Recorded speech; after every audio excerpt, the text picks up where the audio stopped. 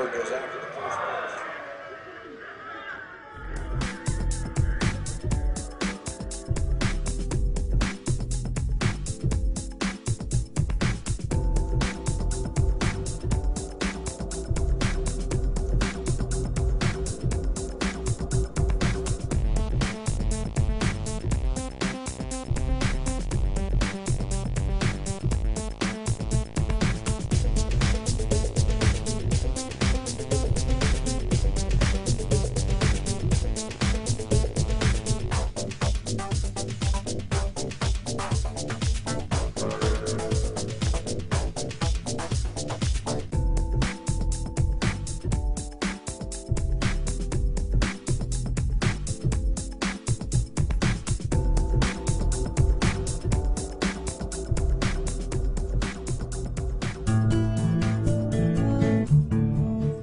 Maybe your first experience of putting money in the bank wasn't quite as heartwarming as this, but odds are, years later, you still refer to the balance showing on your bank account as being your money in the bank.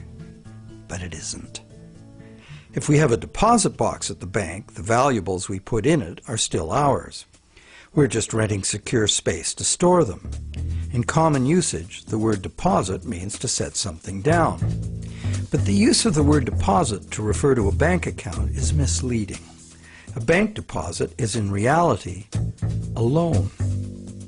What the amount in our bank account really indicates is how much money the bank owes us. It's a record of the bank's promise to pay us money, not the money we deposited itself. The difference is important. The truth is, when we hand the contents of our piggy bank to the bank teller, our money becomes the bank's money to do with as it pleases. All of the money in the bank is the bank's money. None of it is ours. That's why the bank pays us interest. We have loaned the bank our money. This may seem to be a semantic distinction. We know we can go to the bank at any time and take our money out in cash if we want to. But the distinction is not semantic, nor is it trivial. The distinction is crucial.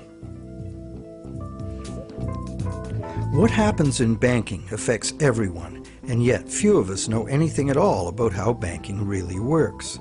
The entire world economy now runs on a system of credit provided by banks, and when that credit system breaks down, everyone suffers.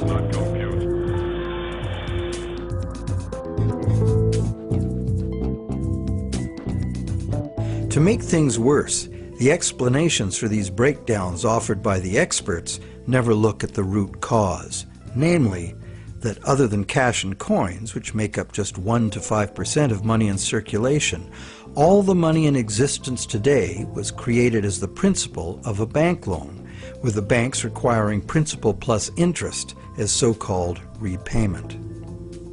Not only does this make the existence of money entirely dependent on the existence of bank credit, it makes the system as a whole bankrupt by design, as total debits, principal plus interest, exceed total assets from the moment the first loan document is signed. As the global banking system staggers towards worldwide collapse, more and more people are realizing they can no longer ignore the realities behind banking as it is practiced today. Many have lost their homes and jobs due entirely to the unsustainable practices of moneylenders. It's time people understood money and the pressing need to fundamentally change the way it works.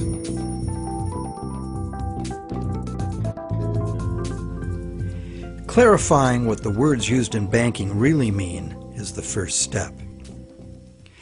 Now that we know that a deposit is, in truth, a loan to a bank, the next question is, what is a loan that we take out from a bank? When we sign for a loan, we give the bank a pledge to pay the amount of the loan plus interest. In return, the bank credits our account in the same amount as this so-called loan. While we speak of the bank as having put the loan money into our account, in reality, the only thing the bank puts into our account is its promise to pay the money. What has actually happened is an exchange of promises. Neither party has delivered anything to the other except matching pledges of debt.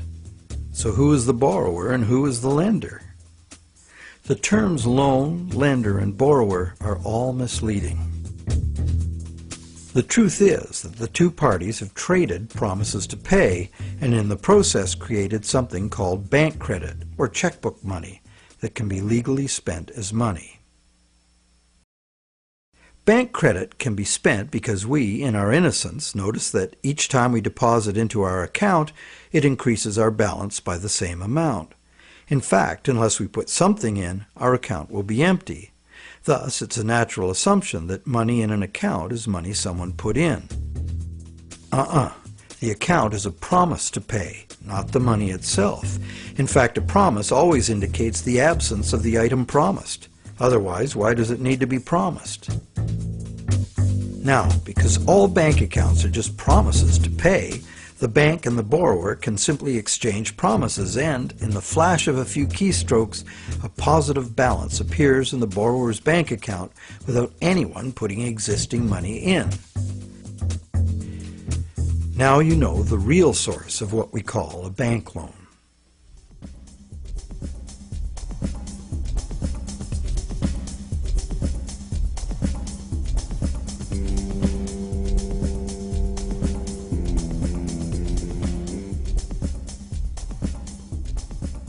How different would it be if two parties just got together in a basement with a printing press and created new money that way? We intuitively understand the act of fraud called counterfeiting. In printing fake $100 bills, the counterfeiters also create new money out of thin air. Money gives us the ability to purchase the real goods and services of the world. It's clear that the counterfeiters have created new ability to purchase real goods and services without giving anything in exchange except a fancy piece of paper. Counterfeiters get something for nothing directly at the expense of whoever gets caught with their counterfeit money. And if the counterfeit money is not discovered, it dilutes the money supply, stealing from everyone. Counterfeiting is a serious crime, and it is easy to understand why. It's cheating on a basic social agreement, thou shalt not steal. But taking a loan from a bank also creates new purchasing power. However, instead of being considered a form of theft, it is the very basis of our monetary system.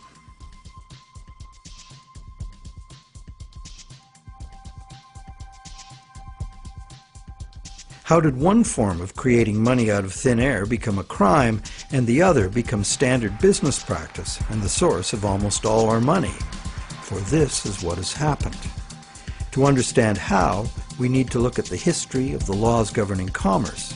But before that, we need to understand the logic of the loan process itself.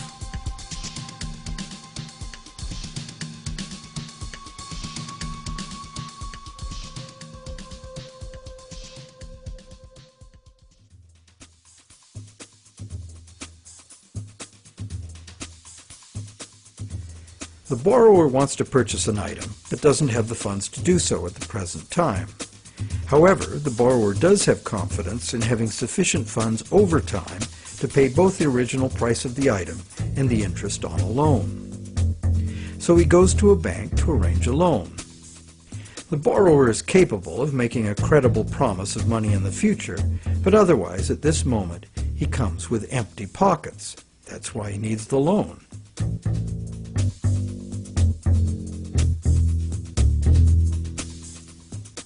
We're probably all familiar with what happens next. The bank gets the borrower to sign an agreement in which the borrower promises to pay the bank the amount of the loan plus interest, or, in default, surrender to the bank the object that is to be purchased with the loan. This is done countless times every day all over the world. But there's a problem. How can the borrower pledge as collateral something that the borrower does not yet own? If I wanted to borrow $10,000 from you to go on a luxury cruise to Europe, would you accept my neighbor's car as collateral? Of course not, because you know very well that I have no legal right to give you my neighbor's car, no matter how much I owe you. But if instead I promise to buy my neighbor's car with the $10,000 you lend me, the situation is different. You might agree to lend me the $10,000, believing I will buy the car and will pledge it as collateral for the loan once I obtain legal title to it. However, until the transaction is completed, your $10,000 loan cannot be secured by title to the car. This sequence of events problem could be very simply avoided. You could buy the car and then sell it to me. The bank could do it this way too. If the borrower commits to the bank to buy the item, why doesn't the bank just buy it with its own money and then sell it to the borrower on time payments at interest? Well, the answer to that question is also very simple. It's because the bank, like the borrower, has come to the transaction with empty pockets. The bank fulfills its part of the so-called loan transaction by creating an account for the borrower.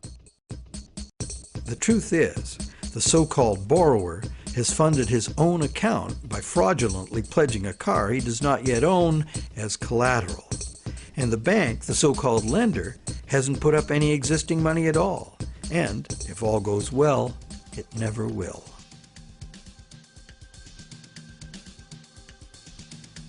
The borrower believes the new numbers in his account now represent his money in the bank. He, like the rest of us, doesn't understand the difference between existing money and a promise of money. If you can spend it, what does it matter? So now the question is, will the seller of the item accept the bank's promise to pay? While some people may hold out for cash, most will say yes to a check or an electronic funds transfer from the buyer's bank. Why? Because the seller knows from experience that she can deposit the check at her bank and it will increase her account accordingly. So what happens next?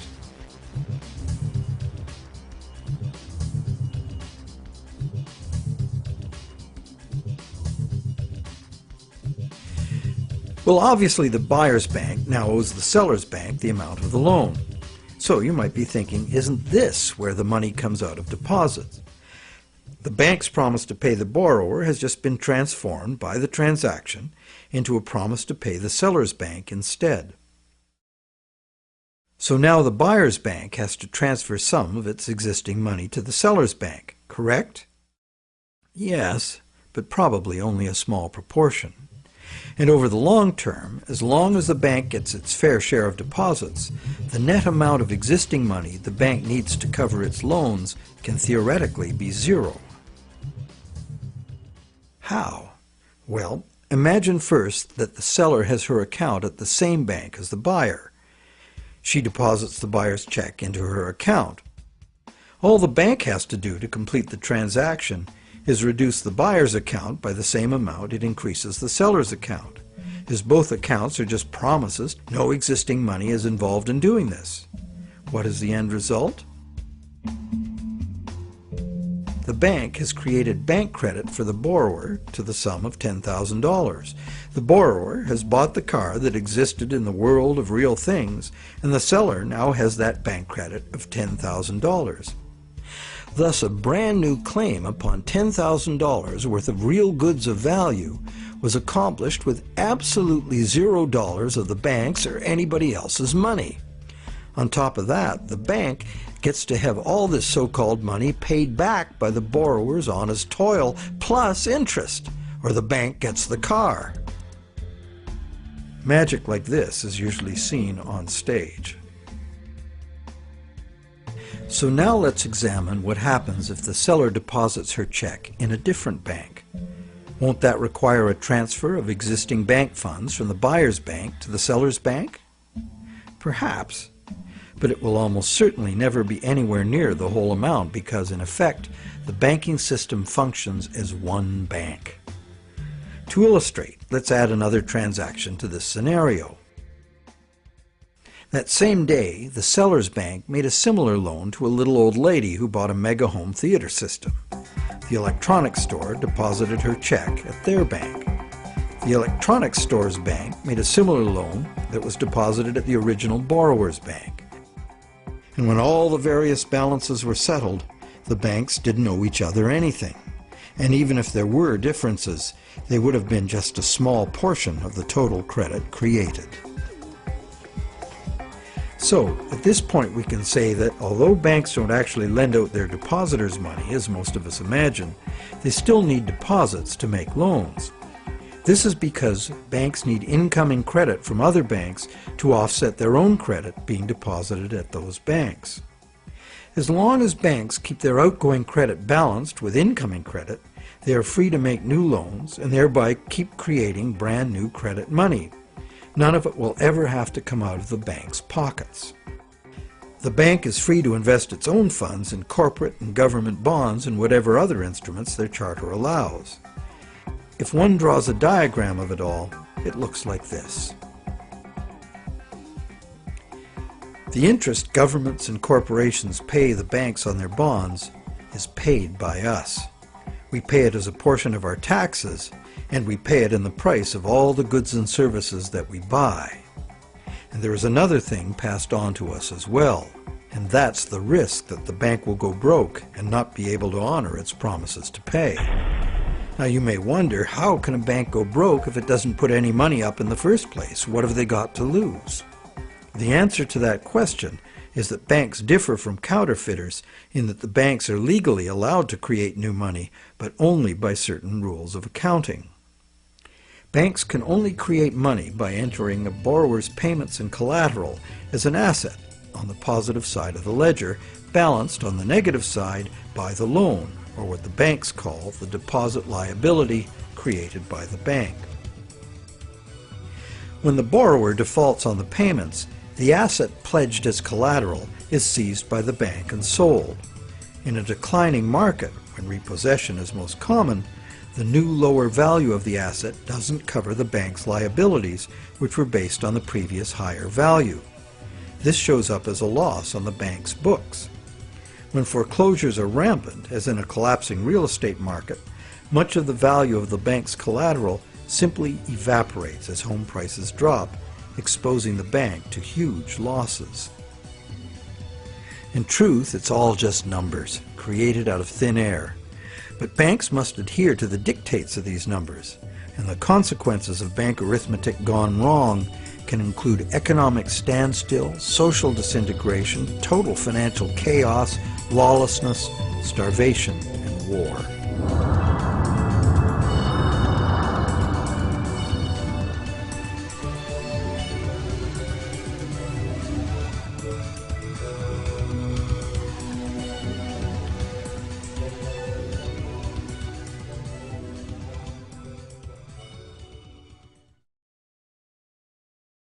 However, for the purposes of understanding the anatomy of a loan, we shall assume that the system is still functional, and all three of the loans we were looking at will get paid.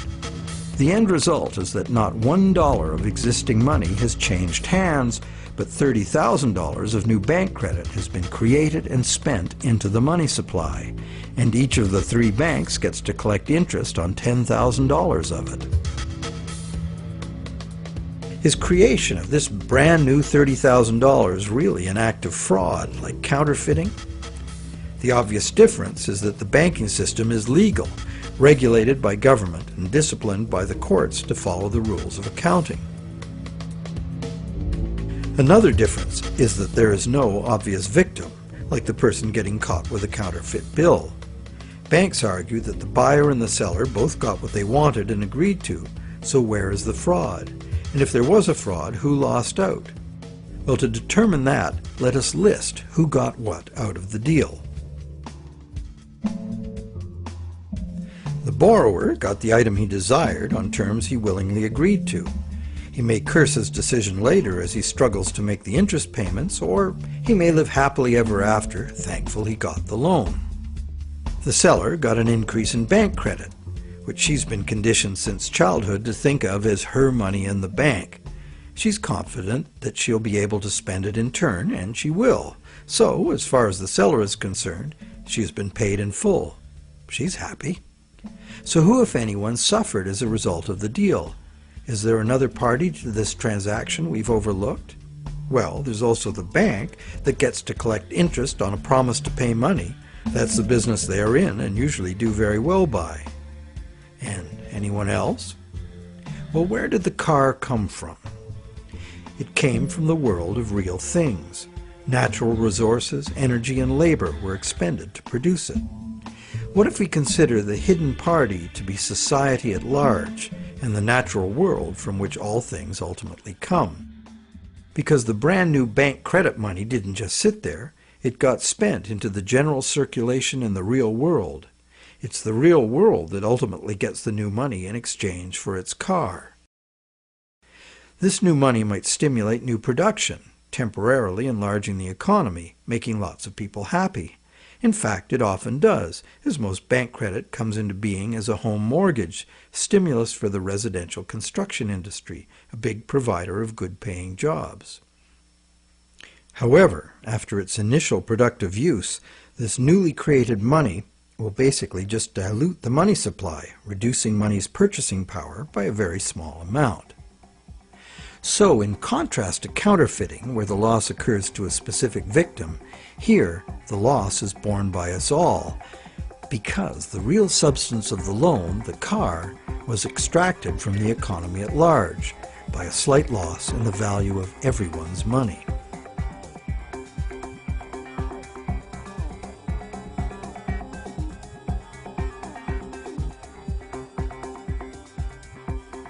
To continue our comparison of bank credit with counterfeiting, counterfeit cash eventually gets detected and removed from circulation, causing a direct loss to whoever accepted it.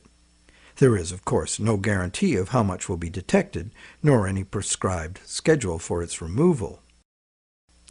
Bank credit is also removed from circulation over time because, as bank credit is paid back, the principal part of every payment is extinguished.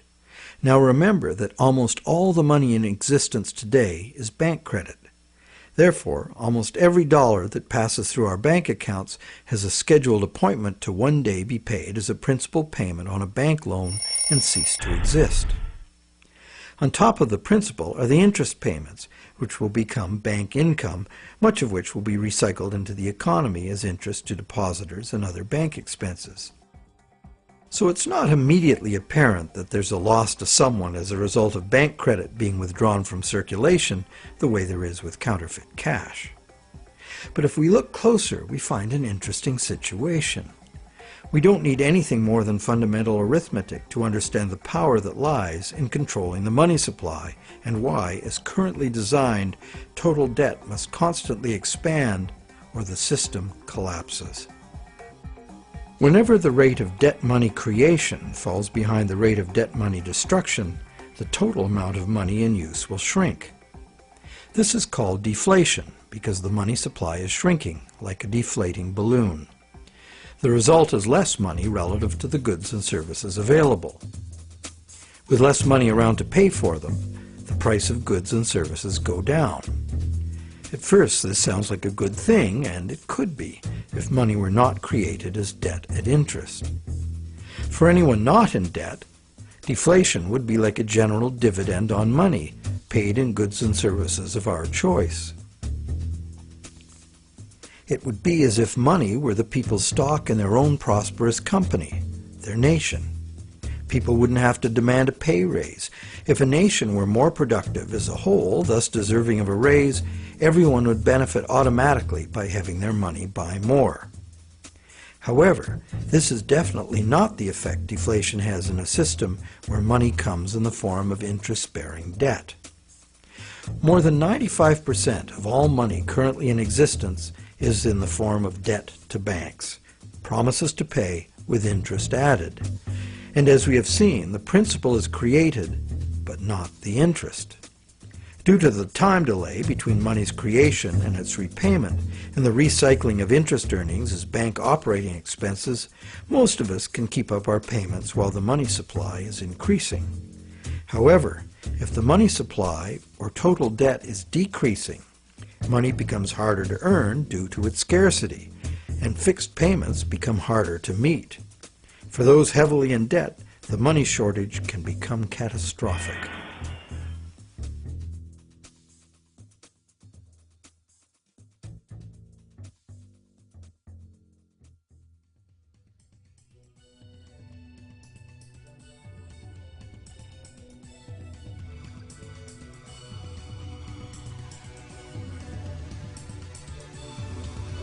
Unfortunately, the psychological effects of falling wages and prices rapidly accelerate the process, as borrowers, including large businesses, lose confidence in being able to repay loans, so they don't sign up for any.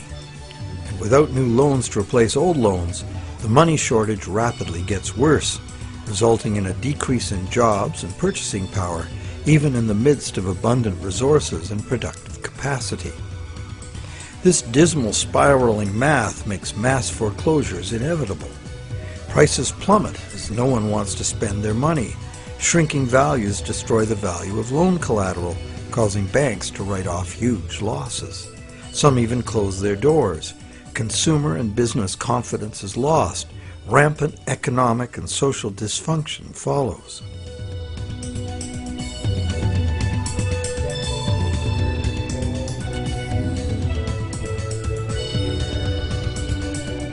This disastrous spiral cannot be turned around unless the government creates new money itself or goes deeply in debt to private banks in order to create enough new money to reorganize and rejuvenate the economy. The most familiar example of this is the stock market crash of 1929. The psychological fallout of the stock market collapse resulted in less borrowing and thus less new money. The Federal Reserve did nothing to correct the resultant deflation, and by 1932 the money supply had been reduced by a third. Countless people were evicted from their homes because the money to make their mortgage payments simply ceased to exist. Then, in 1932, Franklin Roosevelt became the U.S. president. Roosevelt's New Deal set out to restore the economy by restoring the money supply. To counter the money shortage, Roosevelt borrowed from the private banking system. Factories started hiring again. But only when the war arrived, there was suddenly no shortage of jobs or funds available to do what was necessary for the war effort. It was the money expended on World War II that ended the Great Depression. The war also resulted in 50 million deaths worldwide and led to a new hostile international balance of power with its attendant arms races, mounting debts, and sweeping social and technological transformations.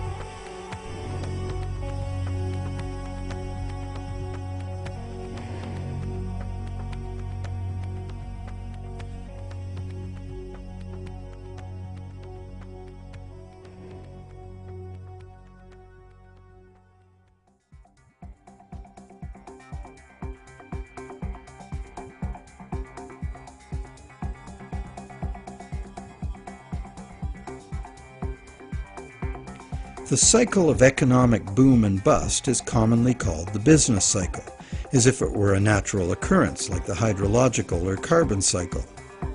These natural cycles are ultimately driven by the sun. But what is it that drives the business cycle?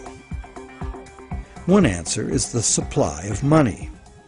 And as we have seen, the supply of money is dependent on loans. So let's look at what happens during the lifetime of an individual loan. We've seen how bank credit is nothing more than the bank's promise to pay, which the bank has created on its books to balance the borrower's promise to pay that it has received. The bank's promise to pay is usually spent on some real good or service and allowed to circulate, making the efficient exchange of goods and services easier to accomplish. As a medium of exchange, today's promise to pay money is unsurpassed in its usefulness and flexibility. However, because no money is created to pay the interest, a seemingly impossible situation is created. On the face of it, if borrowers had to pay the interest they owe all at once, they would have to fight it out for a limited sum of existing money that was very much less than the total owed. The percentage that would be unable to pay off their loans would be simple to calculate.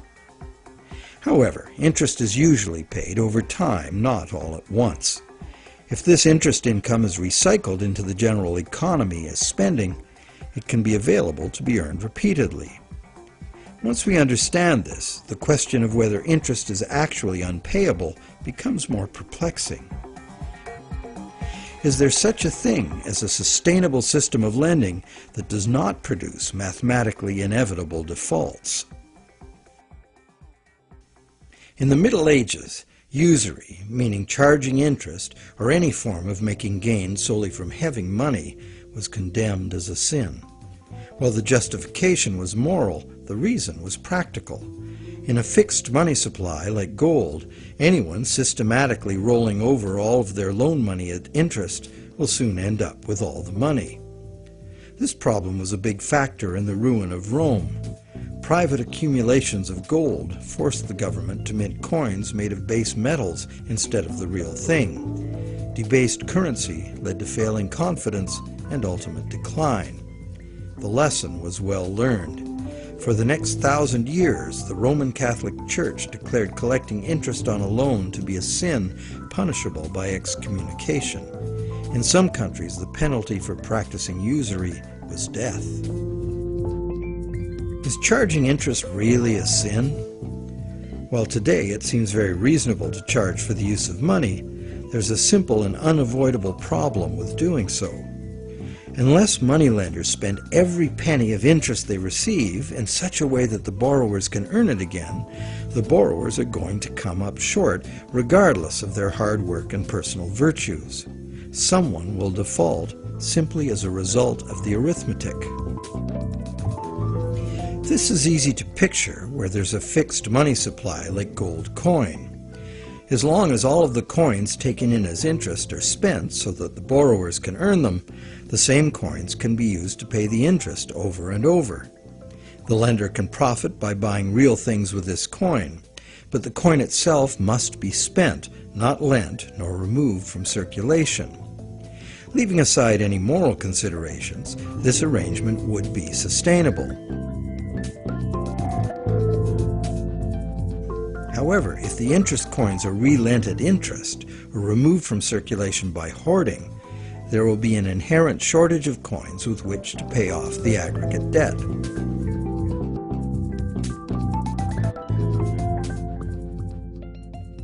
The situation is essentially no different in our current debt-based system.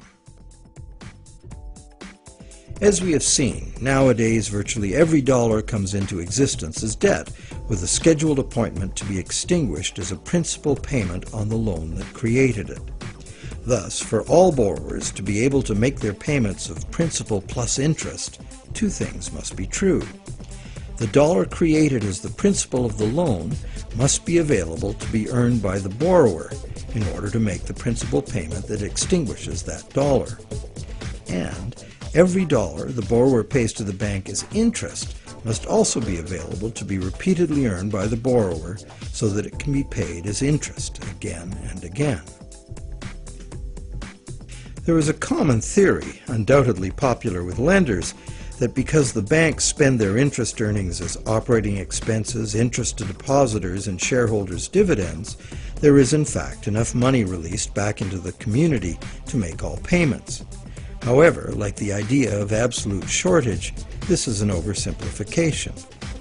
Picture what happens if someone else, such as you or I or an institutional non-bank lender, obtains this dollar and then lends it out at interest.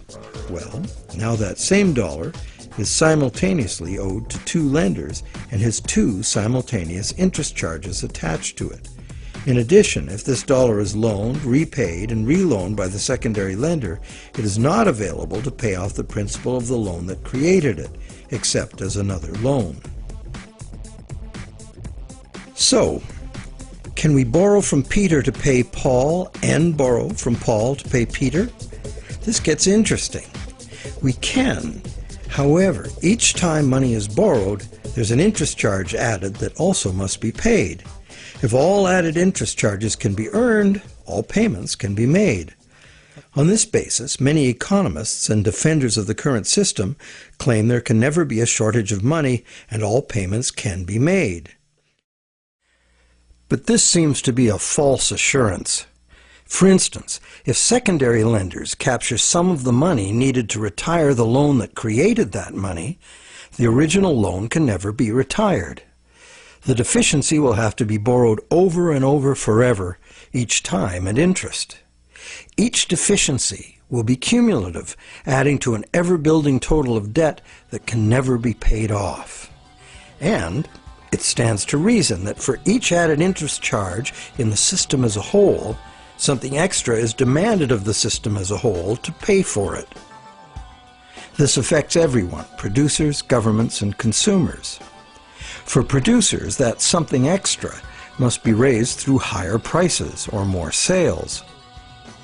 However, competition for more sales usually requires lowering prices, necessitating even more sales, and leads to overproduction and saturation of the market.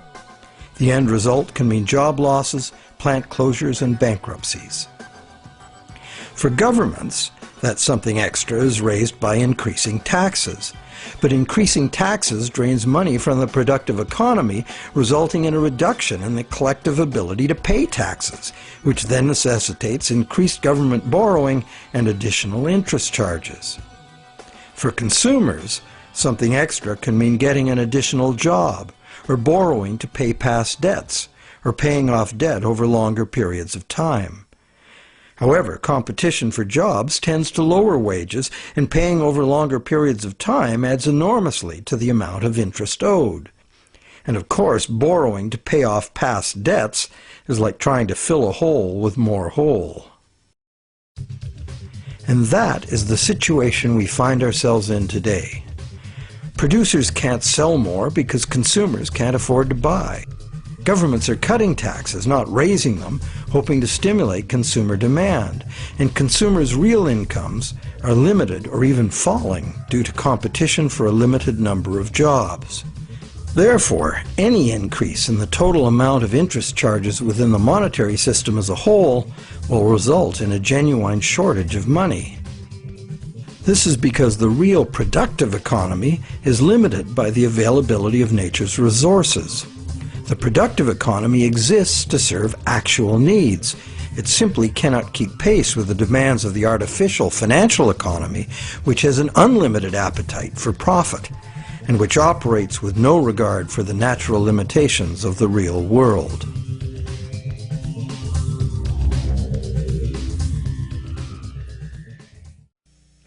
The theory that there's always enough money to pay the interest has a certain elegant simplicity. However, by the very nature of the assertion to be true, it has to be 100% true. This is impossible.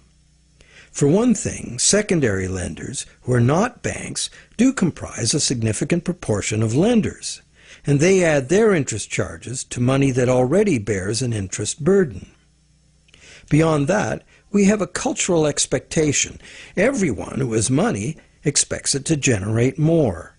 Money that needs to be spent and made available to be earned by its original borrower is, instead, lent at interest or invested for gain. Therefore, we can conclude that the two conditions that must be true for all borrowers to be able to make their payments of principal plus interest and thus permanently discharge their debt, those conditions are not met by the current system. Nowhere in the current system is there any restriction on relending money that was created as a loan, nor is there any obligation upon banks to make their profits from interest available to be earned by borrowers, enabling them to extinguish their debts. Quite the opposite. banks invest these profits to make further profits. And it's not just the banks that cause the problem. Anyone who takes their ball of money and starts rolling it like a snowball to make it bigger does so at the expense of borrowers who will not find that money available to pay their debts, except as more debt. And of course, those rolling the biggest snowballs pick up the most snow. As the saying goes, the rich get richer and the poor get poorer. Money needed by borrowers in the lower realms of workaday productive economics moves upstairs to play in the casino world of abstract financial profit, and that's a world where transactions are little more than gambling on numbers in an effort to achieve higher numbers. They have little or nothing to do with providing the necessities of life.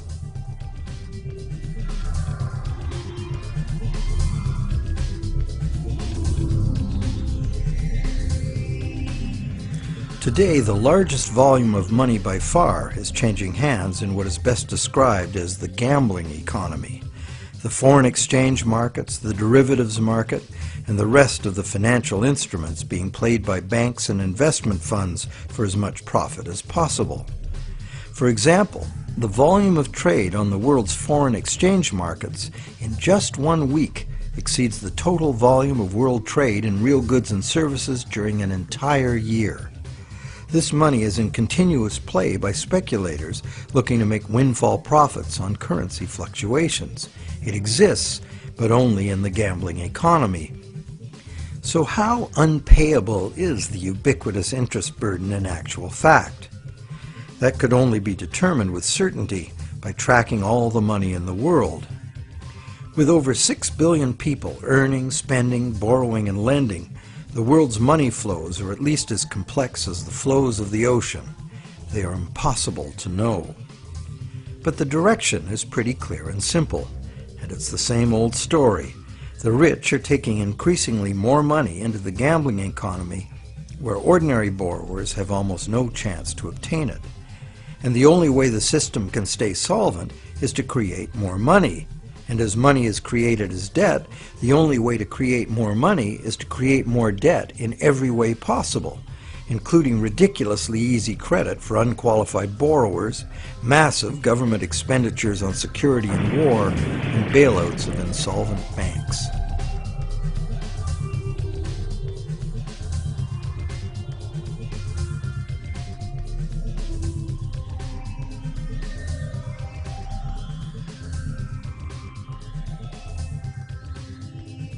How does the individual loan cycle relate to the boom and bust phenomenon known as the business cycle?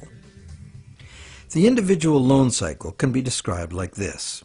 First, there is economic stimulation because of initial spending. This is followed by inflation because new money basically just dilutes the money supply. And eventually, inflation is followed by deflation as loan repayments gradually extinguish the principal, removing that money from circulation. As long as the individual loan cycles don't match up, these cycles can smooth each other out. This creates a fairly stable money supply that leads to fairly stable prices, although continuous growth of the money supply is required, at least in part because, as you will recall, the money to cover the interest was never created. This is the model on which our economy is currently based. Avoiding deflationary spirals and keeping inflation at a level that doesn't upset people's apple carts constitutes the art of managing the economy, which is rather narrowly defined as achieving so-called price stability. However, a look at the purchasing power of the US dollar in real goods over the last century instantly reveals what this so-called price stability has really meant. The dollar has clearly lost almost all of its value, 96%, and is continuing to do so at a rapid pace. So price stability is not being achieved, and one hardly needs a degree in psychology to understand how human nature itself would turn the individual loan cycle into the collective phenomenon of the business cycle. The simple reason being that if one person sees great prospects and is doing well borrowing and expanding, others would have the confidence to do the same. Beyond the merely psychological effects, if one business is expanding on the basis of credit, Its suppliers and distributors will find it necessary to do so as well, or lose that business to someone who will. The same herd effect would occur for a gloomy outlook and accompanying credit contraction. Thus, it is entirely predictable that individual loan cycles would have a built-in propensity to line themselves up rather than be randomly distributed. And when they do, we see the larger scale cycle called the business cycle emerging directly from the cumulative effects of individual loan cycles.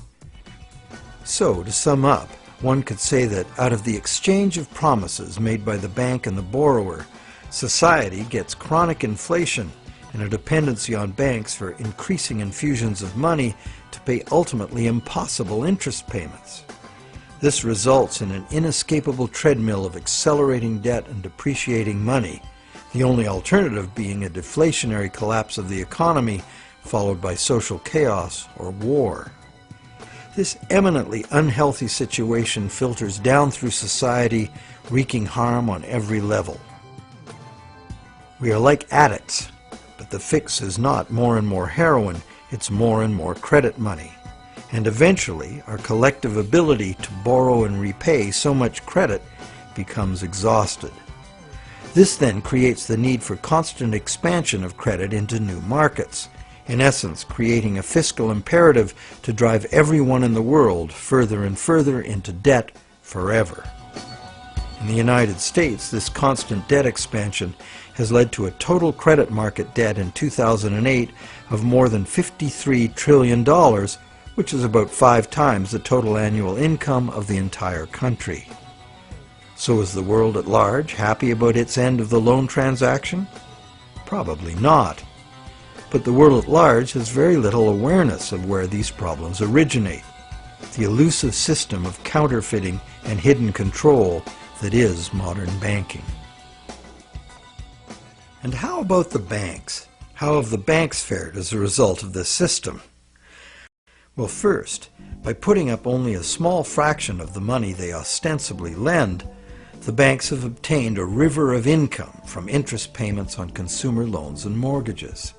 Second, by using their credit powers to acquire large portfolios of corporate and government bonds, banks collectively appropriate control over government and industry. And thirdly, due to the inevitable defaults and foreclosures, the banks gain legal title to a lot of real property the world over. And finally, if the worst happens, if borrowers default en masse, causing the banks large losses, the government is forced to rescue the banks with multi-billion-dollar bailouts to save the financial system. And what are these bailouts financed with? You guessed it, more taxpayer debt. It is really quite an achievement to pull this off, and without most of the victims even being aware of it. If you're now thinking there ought to be a law, well, there is. There's a whole body of law that makes all of this legal.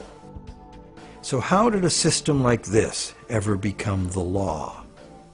To answer that, we go back to England in the mid-17th century.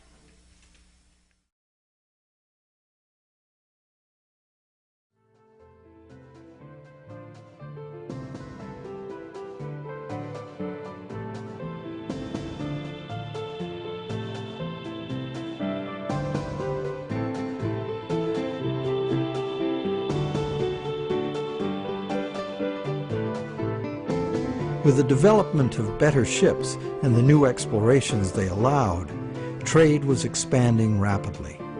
In order to carry out commerce, especially over great distances and lengths of time, written contracts were becoming more and more important and more sophisticated. Under English common law, it had long been established that a contract could only be enforced if something of real substance had changed hands. A transfer of goods or rights in property was the real stuff of the exchange, and that was what the court would evaluate for fairness, not just the words on the document. A contract under which there had been no exchange of consideration, meaning real goods or rights in property, was deemed to be empty and was therefore not enforceable by the court. So, a contract in which a borrower, say, pledged a car he does not own in exchange for a bank's promise of payment would not even qualify as a contract. No common law court would enforce it. As well, in the event of a dispute over a contract, under common law, only someone who had actually provided consideration to the transaction, in other words, only someone who delivered the goods, had the right to sue in court for fulfillment of the contract by the other party. This right was not transferable to a third party.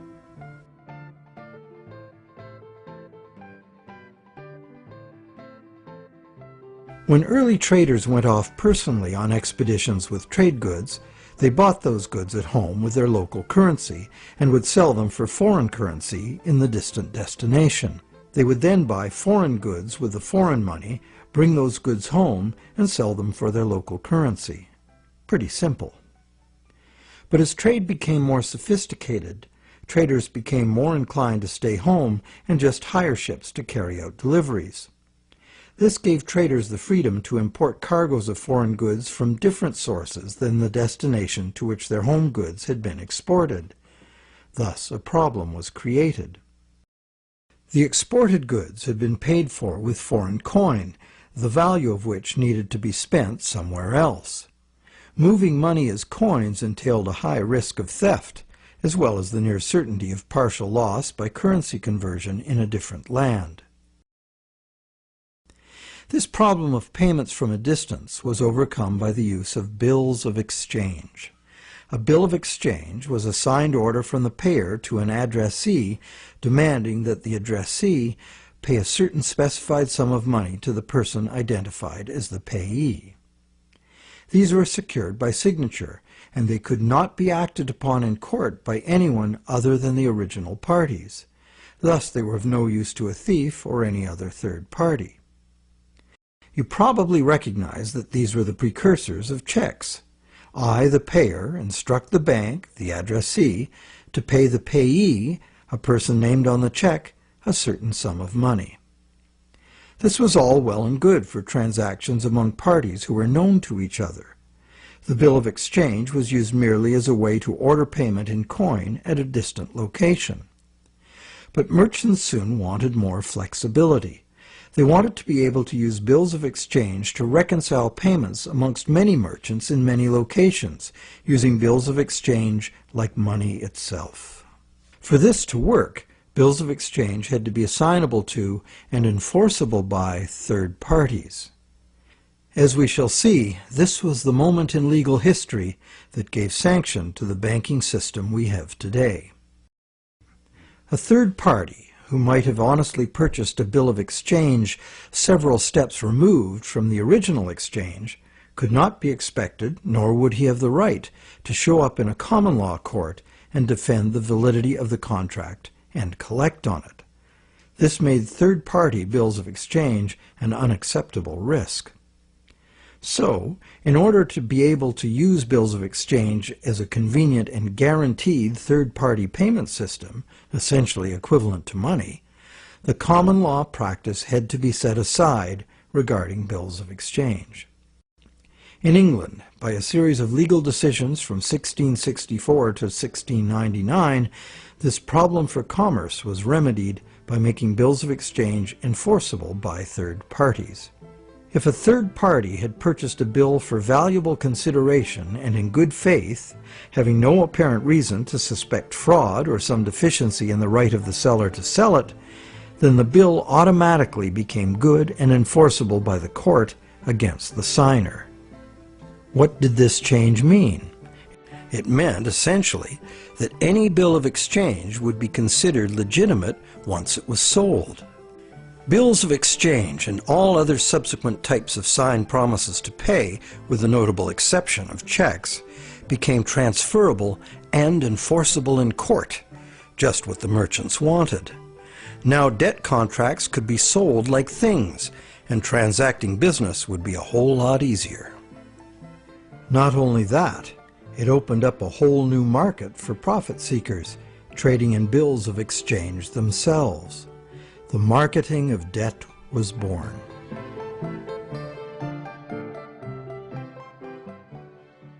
The change in the law had another effect as well.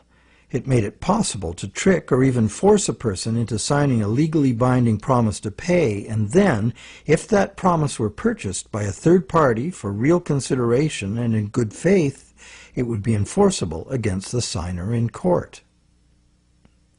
Ultimately, this became one of the foundational principles of the Uniform Commercial Code, which governs the conduct of business in the United States, and by extension, in most of the world.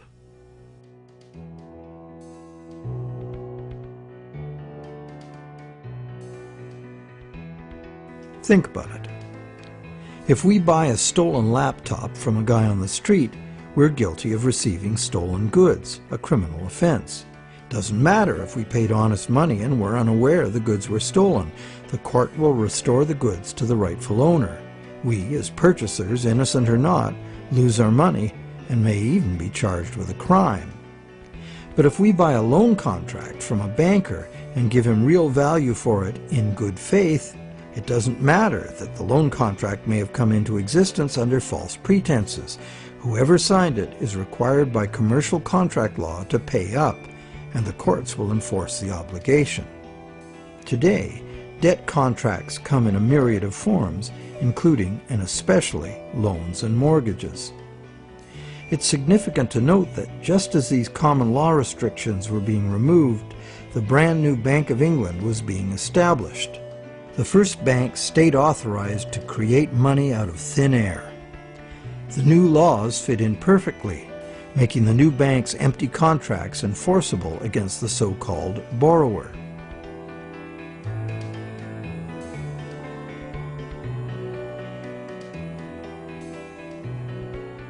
Those who have discovered the true nature of their own bank loans and have attempted to challenge the validity of their debt contracts in modern courts have discovered to their dismay that this commercial contract law is still the bedrock defense of money as debt.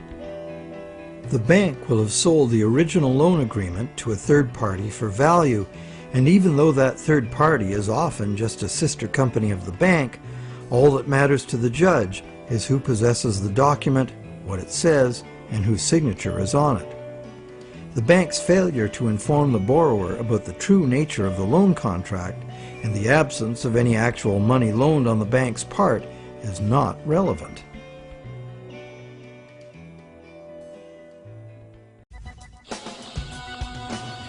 So, to conclude our investigation, it appears that modern banking practice rests on several distinct violations of common law, common sense, and natural justice. The first violation is the fraud the borrower commits by pledging as collateral property the borrower does not yet own.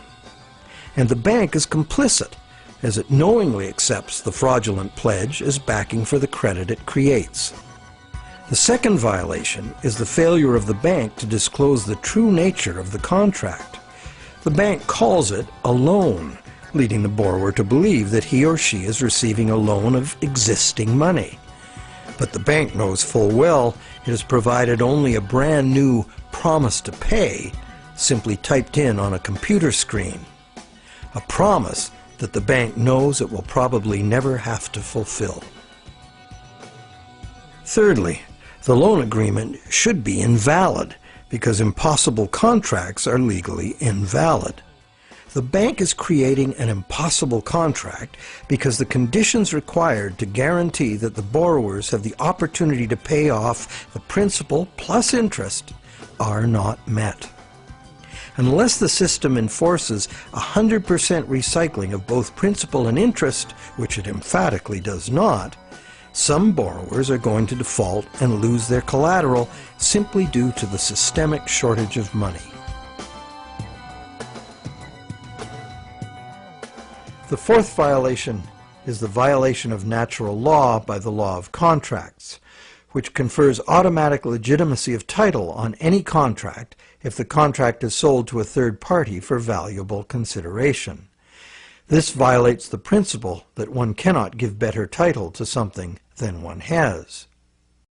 But perhaps the biggest fraud of all is that most of the people who produce the real wealth of the world are in debt and at risk of losing everything they have worked for to bankers who fabricate money out of mere promises to pay.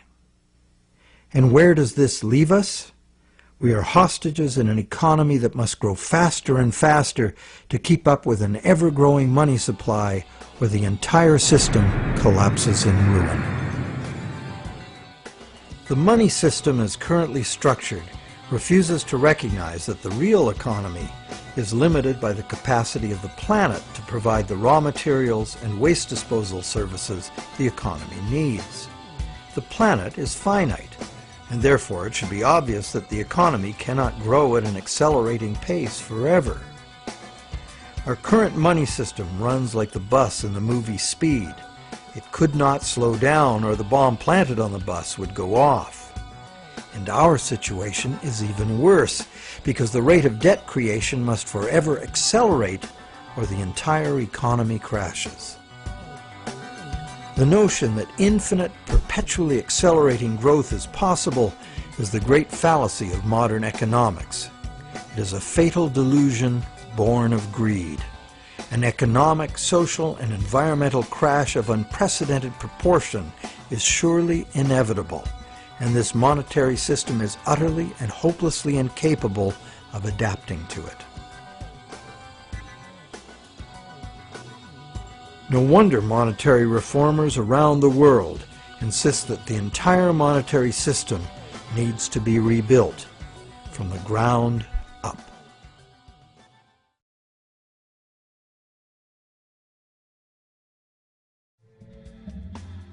So what is the solution? One idea many people suggest is to return to the days when money was backed by gold. Gold, they argue, is the true money because it's inherently valuable. The underlying principle here is that money should be a commodity that is valuable due to its scarcity, as gold is scarce. As a general rule, those who hold this view of money also believe that money should exist independent of government. Another school of thought, diametrically opposite, is that the creation of money should be the exclusive prerogative of governments. Government, which represents all the people, should spend money into existence in the public interest, thus backing the currency with what it was spent on.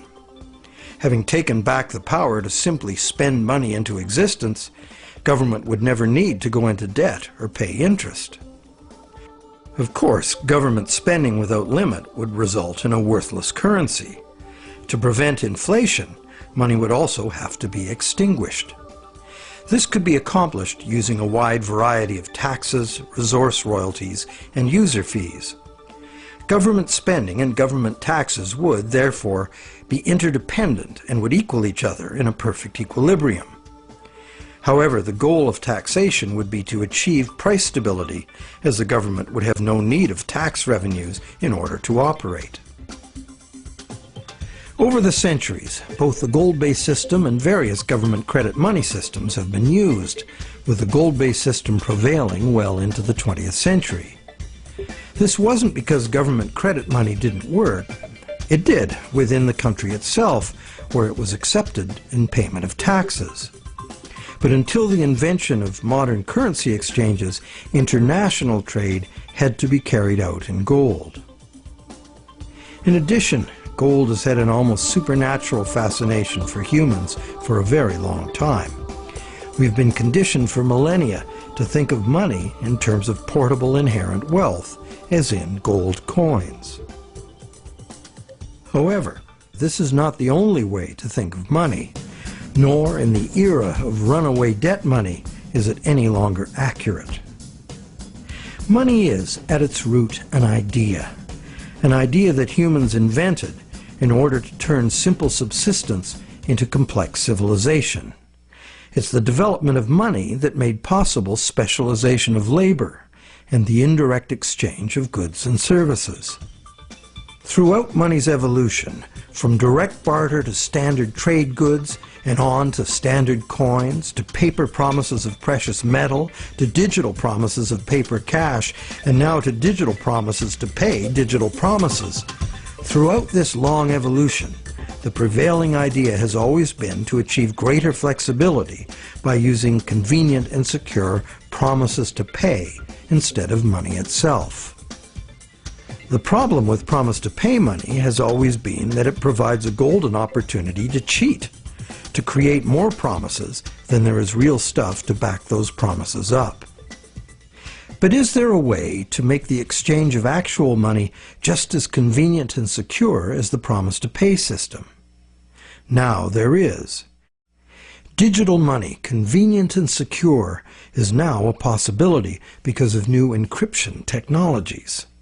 It works like this. Imagine taking the serial number off a dollar bill and dispensing with the paper. What do you have? A digital dollar. A digital dollar that can now be electronically transferred around the world just as easily and securely as a promise to pay dollar. However, and this is the big however, the digital money, while being entirely electronic, is also like a metal coin. It can never be in two places at once. Thus, the multiplication of promises can be prevented by insisting on actual payment in cash, paper or digital. We don't even need to keep this digital cash in a bank, as it provides its own safekeeping and can be transferred by internet. And instantly transferable digital money could perform intelligent functions far beyond anything money has been capable of before.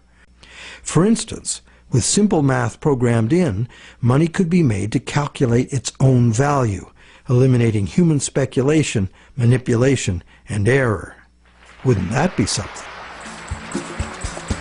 In the meantime, efforts are already underway to reform the monetary system through legislation. Initiatives like the Monetary Reform Act and the American Monetary Institute's Monetary Act have already been written, prescribing in detail how to return the power to create money exclusively to government, and thus limit banks to lending existing money, just the way most people imagine it works now. While differing in detail, all such reform proposals in whatever country they originate always advance the same simple idea. The benefits of money creation belong to the public. At present, money is created not for the benefit of society, but for the profit of private banks. Banks like to create enormous amounts of money from our debt because the more we borrow into existence, the more interest the bank gets to collect, and the richer the bank becomes. In the process, the banks gain more control over everyone, individuals, industry, and government alike.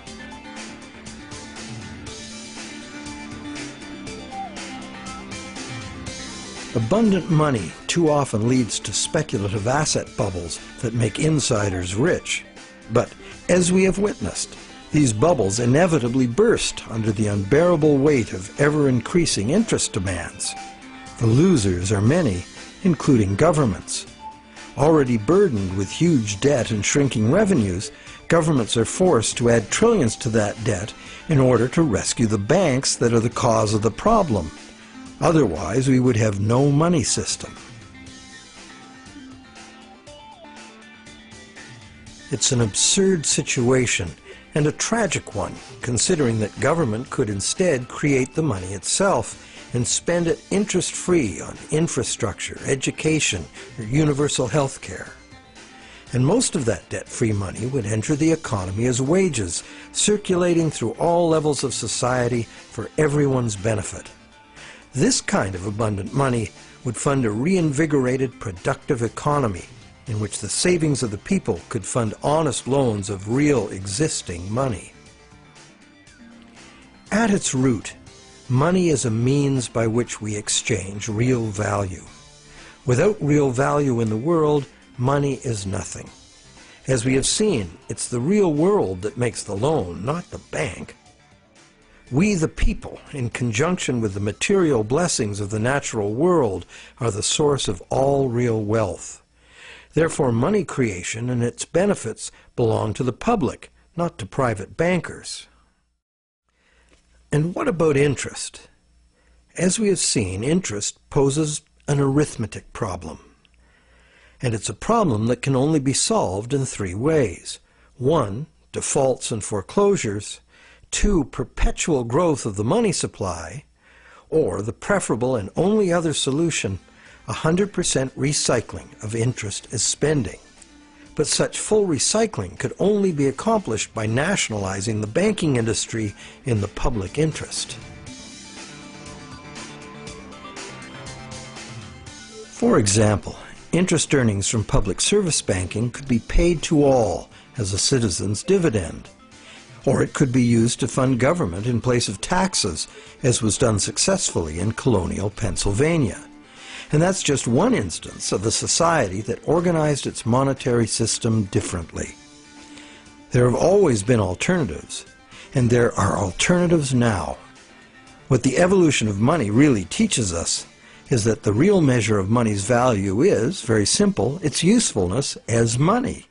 And there are several different ways to create useful money. For instance, money can simply be an individual's private promise to pay, a pledge of one's own product or service, as in such community currencies as the let system or time dollars. Thousands of these community currencies already exist in circles of trust where members can be counted on to honor the credit they issue for themselves. And such community currencies can be a lifesaver in the event of a catastrophic collapse of the conventional banking system.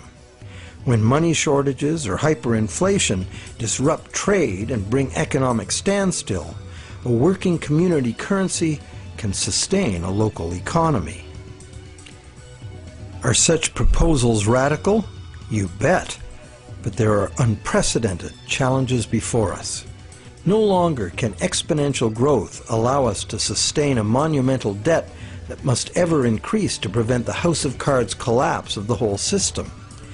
Increasing wealth disparity, crushing debt, failing banks, and social and environmental catastrophes are what we face unless we radically change course. We must transform our monetary system to one that can adapt to a future we can now clearly foresee. To begin, we must examine monetary system designs that can deal with widespread economic shrinkage without inducing mass foreclosures and bankruptcies. But what can you do right now? Well, right now there are people and organizations around the world that understand the problems and the injustice of today's monetary system, and you can join them in their effort to bring about the fundamental changes we need. It's time to talk to our friends. A financial crisis is the ultimate teachable moment. When bankrupt banks have to be bailed out by the governments the banks were formerly lending to, the contradictions, the fraud, and the fatal flaws of the current system are laid bare for all to see. But the solutions are there to see too if we look. We cannot afford business as usual. Making adjustments to the current system will not save us. The changes we need to make are radical and dedicated to the good of all, not the profit and control of a few. To make these changes, we must leave behind our outmoded assumptions and misplaced faith. We must face the challenge of a complete transformation. Reality calls.